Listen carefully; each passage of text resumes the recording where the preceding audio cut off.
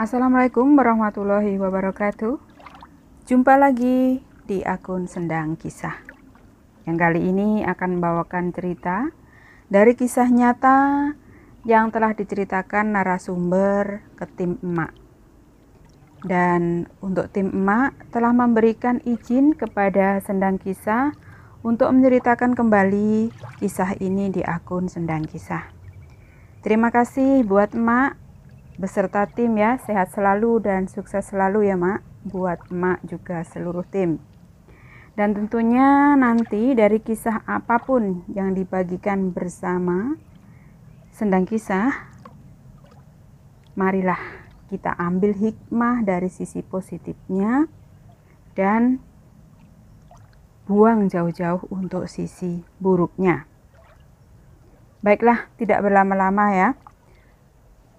Kita langsung saja menuju kisahnya, dan tak lupa, marilah sebelumnya kita membaca Bismillahirrahmanirrahim, dan inilah kisahnya. Selamat mendengarkan.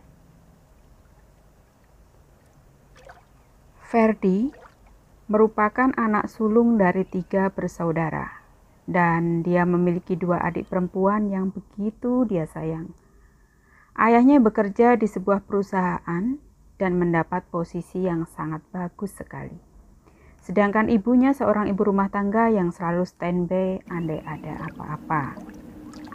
Ferdi merasakan kalau keluarganya ini awalnya nampak harmonis, ya selayaknya kehidupan keluarga pada umumnya. Semua kebutuhannya selalu terpenuhi. Kala itu Ferdi masih duduk di bangku SMP dan semuanya masih nampak normal. Ferdi begitu menikmati kehidupannya kala itu, sampai Ferdi dan keluarga mendapat kabar kalau sang kakek yang merupakan bapak dari papanya jatuh sakit. Membuat Pak Yoni, bapaknya Ferdi, memiliki pekerjaan ekstra karena setiap pulang kerja, bapaknya pasti buru-buru pergi ke rumah sang kakek untuk mengurus kakeknya yang sedang sakit kala itu. Jarak rumah sang kakek juga tidak terlalu jauh dari rumahnya Ferdi. Ferdi hanya bisa kasihan melihat waktu istirahat bapaknya jadi tersita karena harus mengurus kakeknya. Yang membuat Ferdi heran adalah ketika Pak Yoni, jadi bapaknya Ferdi, melarang siapapun mengurus sang kakek.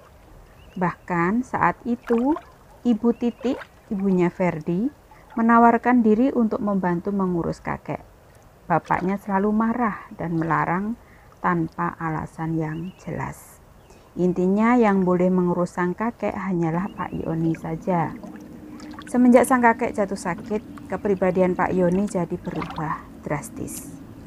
Pak Yoni sering melamun, suka marah-marah sendiri, dan waktu bersama keluarga hampir tidak ada. Membuat ketiga anak Pak Yoni menjadi takut untuk berinteraksi dengan bapak mereka sendiri. Begitu pula dengan Ferdi. Ferdi hampir tidak pernah melihat bapaknya tersenyum kembali. Dia benar-benar bingung dengan semua perubahan yang terkesan mendadak ini.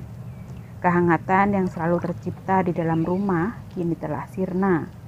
Rumah nampak diselimuti aura dingin dari sikap Pak Yoni. Ferdi tidak bisa berbuat banyak. Sedikit informasi tentang keluarga bapaknya Ferdi ya ini. Yoni Fadilah Mustajab merupakan seorang anak tunggal dari pasangan Koko Darto dan Nike Undari. Yoni kecil dibesarkan dengan segala kemewahan dalam hidupnya. Segala apapun itu difasilitasi untuk tumbuh kembang Yoni kecil, meskipun Yoni tidak memiliki saudara. Nampaknya Yoni kecil selalu hidup dalam kebahagiaan dan kemewahan dari kedua orang tuanya. Sebab Pak Koko, kakek Ferdi, seorang juragan terkenal paling kaya di sekitar tempat tinggalnya. Memiliki usaha toko bangunan yang serba komplit dan selalu ramai pembeli setiap harinya. Pak Koko merupakan generasi kedua penerus toko bangunan ini, karena toko ini awalnya yang membangun merupakan bapaknya Pak Koko yang merupakan buyutnya Ferdi. Di balik kemewahan dan kesuksesan keluarga Pak Koko ternyata tidak terlepas dari desas-desus yang beredar menciptakan suara-suara sumbang di wilayah tempat tinggal Pak Koko. Sedari toko bangunan ini masih dikelola sama bapaknya Pak Koko, sudah tercium aroma-aroma gosip yang mengatakan kalau toko Pak Koko memakai pesugihan. Entah apa yang terpikirkan di benak masyarakat, sampai mereka bisa berkata demikian. Bahkan saat berkata tidak disertakan bukti yang valid, hanya berdasarkan asumsi, sehingga membuat huruf A bisa menjadi B. Mungkin ini ada kaitannya dengan kecurigaan warga terkait meninggalnya para pekerja yang bekerja di toko bangunan tersebut. Yang warga tahu, tidak semua orang bisa bekerja di toko bangunan tersebut dengan mudah. Ada beberapa syarat dan ada proses interview yang sifatnya sangat rahasia. Tapi pernah ada seorang pekerja yang pernah melamar kerja, hanya saja ditolak dan pekerja ini nekat membocorkan hal itu. Orang ini berkata, "Masa kerja di situ ditanya wetonnya? Waktu saya terpaksa kasih tahu dan udah berharap walau harus nunggu lama, ujung-ujungnya saya ditolak. Aneh toko itu dan perlu dipertanyakan." Wallahu alam, orang ini 3 hari kemudian dikabarkan meninggal dunia. Menurut kesaksian keluarganya, orang ini meninggal dengan mendadak. Kedua matanya melotot hingga sulit sekali ditutup dan wajahnya seperti ada ekspresi ketakutan. Warga sebenarnya enggan menghubungkan kematian orang ini dengan toko buyutnya Ferdi, cuma kok kebetulan sekali. Ditambah orang ini baru saja membocorkan hal penting yang harusnya tidak boleh bocor keluar. Terus ada lagi keanehannya, setiap 10 tahun sekali pasti ada saja satu pekerja yang meninggal dunia dan dengan cara meninggalnya yang sangat tragis. Membuat warga makin curiga tapi tidak bisa berbuat apa-apa.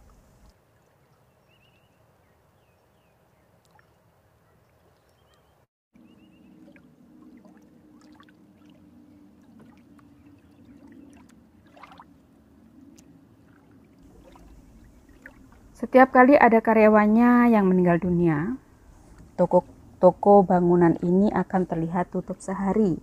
Lalu ada banyak sekali tamu berdatangan. Tamu-tamu ini datang dengan kendaraannya yang mewah-mewah.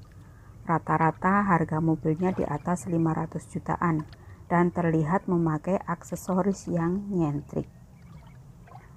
Memang semuanya kompak, memakai baju serba hitam, baik cowok maupun cewek, memakai warna yang sama. Yang terlihat nyentrik itu di perhiasan mereka. Seakan berat perhiasannya tidak hanya 1-3 gram, bisa lebih dan tentunya mahal. Karena terlihat seperti kadar emasnya tinggi. Selain itu mereka juga mengenakan sebuah kain berwarna hitam di pundak mereka. Kainnya itu dipakai persis seperti Ipin memakai kain merahnya itu loh. Ya mirip-mirip seperti kain Superman. Lalu di kain itu bagian bawah ada semacam tulisan aksara Jawa yang entah bacanya apa.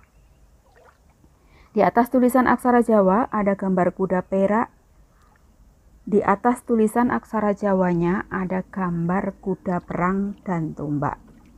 Semuanya terukir dengan warna gold.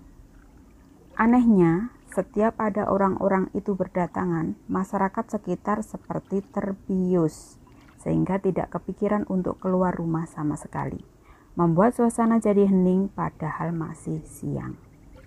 Aparat kampung setempat juga tidak ada yang buka suara. Mungkinkah mulut mereka telah ditutup dengan uang? Entahlah. Warga akhirnya tidak punya power untuk bertanya. Sedangkan perkumpulan itu justru terlihat seperti perjamuan yang sangat mencurigakan. Apalagi orang-orang yang datang ini seperti bukan berasal dari orang-orang sembarangan. Semacam orang-orang yang memiliki power di kehidupan sekitarnya. Sehingga singkat cerita, buyutnya Ferdi meninggal dunia dan usaha itu kini jatuh ke tangan Pak Koko.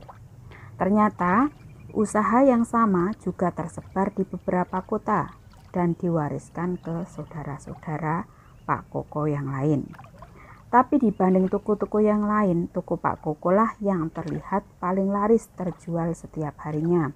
Semenjak toko ini dipegang alih sama Pak Koko, di atas ruko itu dibangun rumah tinggal 2 lantai. Terus rumah buyutnya Ferdi dijadikan gudang penyimpanan. Pak Koko menikah dan dikaruniai seorang putra, yaitu Pak Yoni, bapaknya Ferdi. Kembali ke posisi Pak Koko yang jatuh sakit ya sekarang. Sakitnya Pak Koko sesuatu hal yang wajar, mengingat beliau sudah sepuh dan tinggal seorang diri semenjak sang istri, neneknya Ferdi, meninggal dunia. Karena Pak Yoni juga sudah berumah tangga dan membeli rumah sendiri, cuma sengaja beli rumahnya nggak jauh dari rumah Pak Koko. Sebab Pak Yoni tahu tidak akan ada yang menjaga bapaknya kalau beliau harus beli rumah yang jauh. Pak Yoni juga terpaksa membeli rumah sebab istrinya kurang nyaman. Jika harus diminta untuk satu rumah bersama Pak Koko, ada sesuatu yang aneh dan tidak bisa diungkapkan sama ibunya Ferdi. Ibunya Ferdi juga meminta agar Pak Yoni tidak meneruskan usaha milik Pak Koko. Makanya Pak Yoni memilih bekerja di sebuah perusahaan dan terlepas dari bayang-bayang bapaknya. Setelah bertahan sama penyakitnya hampir 1 bulan, Pak Koko dikabarkan meninggal dunia begitu mendadak. Lebih tepatnya meninggal setelah selesai jamuan di malam harinya yang dihadiri Pak Yoni. Lagi banyak sekali tamu yang berdatangan. Mereka lagi-lagi bergaya aneh. Bedanya ini dilakukan di malam hari, bukan siang hari seperti biasa. Barulah di sekitar jam 5 waktu setempat, Pak Koko dikabarkan meninggal dunia. Orang-orang langsung membantu prosesi pemakaman Pak Koko, sedangkan orang-orang nyentrik ini kembali berdatangan di tengah-tengah warga sekitar. Hingga Ferdi mendengar desas-desus dari salah satu pemandi jenazah kakeknya. Orang ini mengatakan kalau ada kejanggalan di jenazah kakeknya Ferdi. Ada semacam tato di perut kakeknya Ferdi. Dan tato ini berbentuk lingkaran. Bentuknya memutari, pusar jenazah Pak Koko. Di dalam lingkaran itu ada sebuah bentuk pentagram. Dan di tengah-tengah pentagram tersebut ada gambar satu mata. Mata ini memiliki pupil yang bentuknya mirip seperti pupil ular. Orang ini juga mengatakan kalau ada sesuatu yang aneh dengan tato tersebut, semacam dibuat khusus dan jarang ditemui. Mendengar hal itu membuat orang-orang makin penasaran, apalagi setelah dimandikan, jenazah sang kakek diambil alih sama orang-orang aneh itu. Selepas itu, orang-orang pemandi jenazah sudah tidak tahu lagi prosesi selanjutnya seperti apa. Orang ini juga mengatakan kalau kedua mata dan mulut kakeknya Ferdi saat diambil sama orang-orang itu tiba-tiba terbuka sendiri. Waktu mau dibenahin, orang-orang itu melarang bapak-bapak ini untuk mendekat. Ketika Ferdi sedang menguping orang-orang bergosip pria ini, tiba-tiba ada satu sepupunya yang menghampiri dia. Katanya sepupunya ini diusir keluar soalnya ada semacam prosesi yang tidak boleh dilihat sama anak-anak kecil. Padahal mereka ini jatuhnya bukan anak kecil dan sudah SMP. Mungkin karena masih SMP jadi kesannya masih seperti anak kecil saja. Oh ya, sepupunya ini merupakan cucu dari kakeknya Ferdi. Karena bapaknya Ferdi kan anak tunggal. Sepupunya ini cerita kalau ada yang lain sama prosesi pengurusan jenazah kakeknya Ferdi. Pak Koko ini kan seorang muslim dan meninggalnya juga karena memang sudah sepuh serta tidak ada penyakit menular. Tapi bukannya ditaruh keranda, malah ditaruh di dalam peti jenazah. Sepupunya juga bilang kalau kakeknya bukan dikafani, melainkan dipakaikan setelan jas yang secara keseluruhan berwarna hitam. Bahkan kedua mata dan mulut kakeknya yang terbuka juga dibiarkan apa adanya. Lalu terakhir yang sepupunya ketahui itu, ada salah satu orang yang agak aneh. Orang ini mengambil sesuatu berbentuk bundar dan berwarna hitam dari dalam mulut kakeknya Ferdi. Ukurannya sebesar bola bekel, dan entah itu apa. Sesuatu tersebut lalu diletakkan ke dalam sebuah botol antik berwarna emas secara keseluruhan dan ada gambar kuda perang bawah tombak. Waktu mereka sedang asik berbincang, gak kerasa iring-iringan jenazah kakeknya Ferdi keluar. Yang membawa peti jenazah itu hanyalah orang-orang perkumpulan sang kakek. Lalu ada keanehan saat perjalanan menuju ke area pemakaman. Ketika Ferdi dan yang lain mengucapkan La ilaha illallah, orang-orang nyentrik ini justru menyanyikan sebuah lagu yang terdengar seperti lagu pujian. Cuma liriknya agak aneh. Ferdi sendiri lupa sama liriknya. Pokoknya aneh banget di telinga. Membuat orang-orang makin terkejut akan hal itu. Tapi orang-orang memilih cuek dan tidak menghiraukan. Selepas meninggalnya sang kakek, sikap Pak Yoni makin berubah drastis. Awalnya, yang tidak ingin meneruskan bisnis keluarga kini tiba-tiba memutuskan resign dari tempat kerja dan meneruskan bisnis toko bangunan tersebut dengan berkata, toko itu tidak boleh tutup karena kita bisa celaka. Ferdi heran saat mendengar itu, ditambah bapaknya tahu-tahu mau menjual rumah mereka dan mengajak semua orang untuk tinggal di rumah sang kakek yang berada di atas ruko. Lah, kan masih absurd bapaknya Ferdi ini. Saat ibunya menolak, ibunya malah dimarahi habis-habisan dan mengancam bercerai. Membuat ibunya Ferdi tidak bisa berkata apa-apa selain mengiyakan permintaan bapaknya Ferdi. Singkat cerita, rumah lama Ferdi sudah terjual. Ferdi sekeluarga sudah tinggal di rumah mendiang kakeknya. Jujur, Ferdi benar-benar merasa tidak nyaman tinggal di rumah ini. Seolah ada banyak mata yang setiap malam mengawasinya. Ferdi dan kedua adiknya juga dilarang naik ke lantai 3. Bahkan, pintu lantai 3 selalu digembok sama bapaknya. Ferdi sendiri juga tidak memiliki keberanian untuk mengecek sendiri. Kira-kira di atas itu ada apa? Soalnya Ferdi sesekali melihat ibunya naik ke atas sambil membawa tumpeng nasi putih komplit dengan berpakaian serba hitam. Ada hari-hari tertentu, Ferdi dan kedua adiknya dilarang keluar kamar. Pintu kamar mereka akan dikunci dari luar sama sang bapak. Mereka hanya bisa berdiam di dalam kamar sambil mendengarkan banyak sekali orang-orang tertawa di luar kamarnya. Termasuk dia mendengar tawa bapak dan ibunya. Ferdi senang kalau bapaknya bisa kembali tertawa. Masalahnya, apa yang membuat bapaknya tertawa sampai seperti ini? Dan orang-orang yang datang malam-malam ini siapa? Kadang juga mereka tidak boleh ada di dalam rumah. Semacam dipaksa keluar rumah dan terserah mau main kemana. Pokoknya nggak boleh di dalam rumah.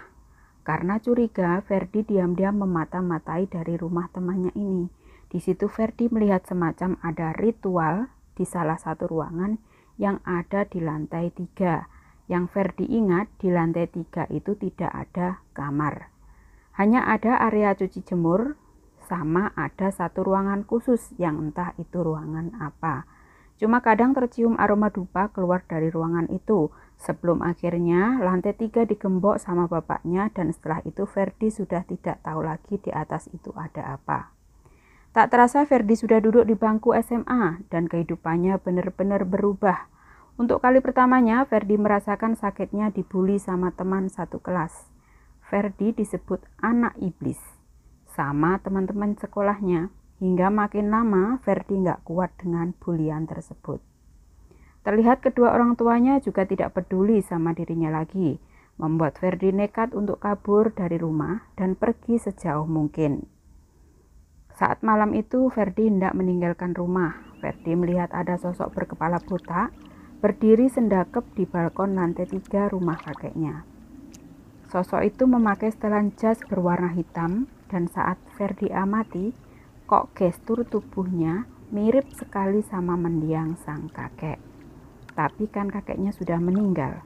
Lalu orang ini siapa? tahu-tahu muncul di situ. Padahal saat Ferdi kabur sudah tengah malam. Akhirnya Ferdi tetap nekat kabur dari rumah dan pergi sejauh mungkin. Karena lelah, Ferdi memutuskan untuk bermalam di sebuah musola kota sebelah. Ditambah Ferdi hanya membawa uang dari dalam tabungannya yang jumlahnya tidak banyak. Meski begitu, kaburnya dia kayak mendapat ridho dari Allah, sebab segala sesuatunya dilancarkan sama Allah. Lalu, Ferdi bertemu dengan seorang Pak Ustadz yang biasanya menjadi imam di musola tersebut. Pak Ustadz ini tahu kalau Ferdi sedang kabur dari rumah. Waktu diminta pulang, Ferdi menolak dan menangis. Dia menceritakan semuanya. Pak Ustadz perlahan bisa mengerti ada di posisi Ferdi, hingga Pak Ustadz mengajak Ferdi untuk tinggal bersama beliau dan sang istri. Tapi Ferdi memilih untuk tidur di ruko Pak Ustadz, sama sekalian bekerja di ruko tersebut. Bagaimanapun, Ferdi harus bisa bertanggung jawab atas hidupnya sendiri. Dia paham ketika dia memutuskan untuk kabur, artinya dia harus siap hidup mandiri. Setelah hampir setahun ikut sama Pak Ustadz, Ferdi berniat melamar pekerjaan sebagai cleaning service. Soalnya dia habis dapat loker dari salah satu tetangga Pak Ustadz dan gak ada salahnya untuk dicoba. Kebetulan dia juga membawa seluruh dokumen penting seperti ijazah SMP-nya dan kakak keluarganya yang ada nama dia. Dia berpikir mungkin sekarang namanya sudah dicoret dari kakak, karena sampai hampir setahun ini tidak ada satupun perwakilan dari keluarganya yang mencari keberadaannya di mana. Terkesan cuek dan tidak mau tahu lagi, tapi ya sudahlah, Ferdi sudah memikirkan semua ini matang-matang. Dan alhamdulillah dia diterima bekerja sebagai cleaning service, yang alhamdulillah gajinya lumayan walaupun dia melamar dengan ijazah SMP. Lalu Ferdi kepikiran untuk menyamar dan pergi berkunjung. Ternyata ruko sang kakek di depannya ada tulisan dijual. Ferdi kaget melihat hal tersebut, lalu ada seorang laki-laki yang mengenalinya. Dan ternyata itu sahabat kecilnya. Ferdi pun dibawa main ke rumah sahabatnya ini. Pas tiba, ibu sahabatnya nangis saat melihat Ferdi datang kembali. Karena selama ini beliau dan sahabatnya Ferdi sudah mencoba mencari Ferdi kemana-mana. Beliau tidak yakin dengan pernyataan Pak Yoni yang mengatakan kalau Ferdi ikut saudaranya di Bandung dan sekolah di sana. Lantaran di sini selalu dibully dengan sebutan anak iblis. Ferdi kaget dan gak menyangka kalau selama ini bapaknya sudah tahu akan dirinya yang sering dibully saat di sekolah. Tapi kenapa waktu itu hanya diam saja? Lalu Ferdi penasaran sama toko kakeknya yang dijual. Padahal bapaknya pernah bilang kalau toko ini gak boleh ditutup. Kalau sampai tutup, itu akan berbahaya. Nyatanya sekarang malah dijual. Jadi yang benar yang mana? Menurut informasi dari ibu sahabatnya ini, kalau seluruh keluarga Ferdi pindah ke Jakarta dan diminta untuk mengurus toko saudara kakeknya yang ada di sana. Mendengar itu Ferdi makin kaget lagi. Masalahnya kakek Ferdi tidak punya saudara yang tinggal di Jakarta. Terus keluarganya ini pergi kemana? Padahal Ferdi kesini selain rindu juga ingin memberitahu keluarganya kalau dalam waktu dekat dia akan menikah dengan seorang perempuan. Ferdi malah mendapat kabar seperti itu. Ferdi juga bingung harus mencari kemana perginya keluarganya ini. Dia juga masih takut bertanya dan bertemu sama keluarga besar bapak ibunya. Kalau menurut kalian gimana? Haruskah Ferdi tetap bersembunyi dari keluarganya? Atau dia tetap harus mencari keberadaan keluarganya? Tapi nanti kalau ketemu, Ferdi harus mau meneruskan usaha tersebut dan segala sesuatu yang tersembunyi ini. Otomatis dia akan menjadi generasi keempat, karena Pak Yoni merupakan generasi ketiga, sedangkan Ferdi sama sekali nggak mau. Dia nggak mau meneruskan bisnis keluarga besar bapaknya ini, yang jelas menyimpan banyak sekali kejanggalan tentang bisnis ini sendiri. Ferdi bingung banget dan minta pendapat kalian. Jadi untuk teman-teman yang udah mendengarkan cerita ini, yuk coba sih komen. Ferdi bercerita ini dia bingung minta pendapat ke kita, dia harus bagaimana dengan keadaan keluarganya seperti ini. Dia harus mencari keluarganya karena kan dia mau menikah ya, jadi dia ingin minta restu ke keluarganya, tapi takutnya kalau dia kembali pada keluarganya, dia akan menjadi penerus keempat dari keluarga besarnya ini. Tapi dia nggak mau. Jadi ya Ferdi saat ini sedang kebingungan. Jadi silakan untuk teman-teman semuanya yang mendengarkan cerita ini, kasih dong komen di kolom komentar untuk Mas Ferdinya ini harus bagaimana. Terima kasih untuk yang sudah mendengarkan cerita ini. Terima kasih juga untuk tim emak yang udah memberikan izin kepada saya. Sehat selalu untuk semuanya. Sampai jumpa di kisah-kisah Sendang Kisah selanjutnya. Wassalamualaikum warahmatullahi wabarakatuh. Salam Sendang Kisah. Matur nuwun, matur nuwun.